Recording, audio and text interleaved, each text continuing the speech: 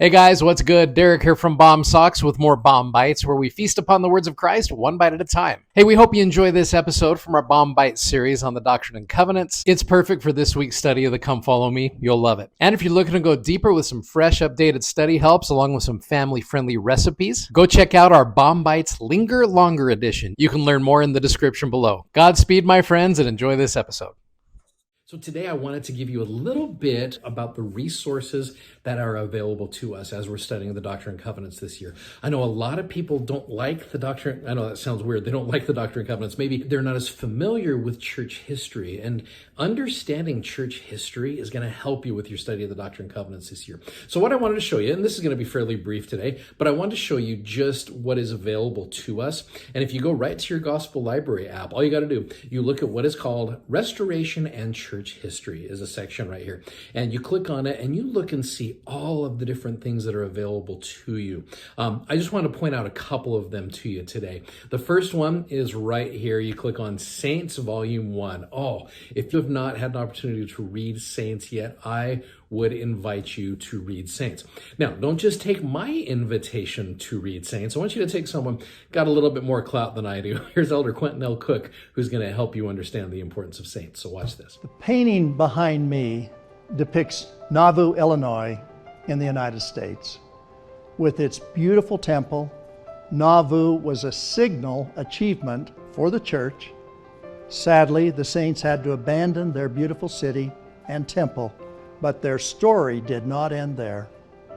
You will experience church history as never before in a new account called Saints, the story of the Church of Jesus Christ in the latter days. I encourage you to read it. All the events in it are real.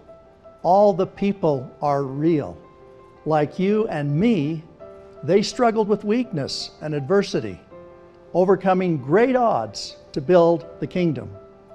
This book is filled with fascinating insights and facts that you may not know. The restoration continues today all around the world, in the hearts and minds of all who seek the truth. The story of the restoration does not stop in Nauvoo or North America, and neither does this history. When completed, Saints will include 4 volumes that chronicle the growth of this latter-day work across the face of the earth from 1820 to the present day. You can get it in print in the Gospel Library app, as an ebook, an audiobook, and online at saints.lds.org. In it, you will see the Lord's hand in the lives of His children. In it, you will see His grand latter-day work to restore His kingdom and fulfill His covenants. I invite you to read Saints and ponder the Lord's mercy and the majesty of His work portrayed in its pages. Now, I love some of these words right here. Elder Cook said this. He said, I encourage you to read it. And he said also, I invite you to read Saints and ponder the Lord's mercy and the majesty of His work portrayed in His pages. I can promise you, as you read it, I love the way it is. If you've read it, you know exactly what I'm talking about here. It's very much in a narrative state where it's almost like you're reading a novel. It's not like you're reading a history book. In fact, you've got books like History of the Church and other things like that. There, you've got your Journal of Discourses, and those are great. Those are very historical in nature. And if you're into that, that's fine. But Saints is more of a story. And I think it's written more for our day to help us understand church history.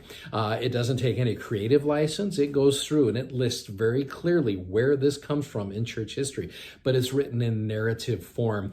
It introduces you to characters that you'll get to know, you'll get to love, you'll get to feel with as you're going through this. I promise you, you will get to love Joseph Smith just a little bit more as you're studying through Saints. You get to know Emma, you'll get to know Brigham Young, you'll get to know Heber C. Kimball, you get to know Parley P. Pratt, you'll get to know all of these individuals, and they become not just names on a paper, but they're individuals who you can fall in love with and you can empathize with. And so I love that about Saints. So that's one thing I would recommend to you is find a way to study Saints. And there's different ways. And as we're going through it this year, I will also introduce to you sections of Saints that you can read. And I may even read from Saints as well. I know we're keeping these short, but I may take some opportunities opportunities and some liberties to be able to read from saints to help you understand where we're going with this. So that's one thing right there. The next thing I want to show you on this, there's a section here. It's called Doctrine and Covenants Study. So as you click on Doctrine and Covenants Study, it gives you 3 different things that are wonderful. There's one called Historical Resources, another one called Joseph Smith's Revelations, and then another one called Revelations in Context.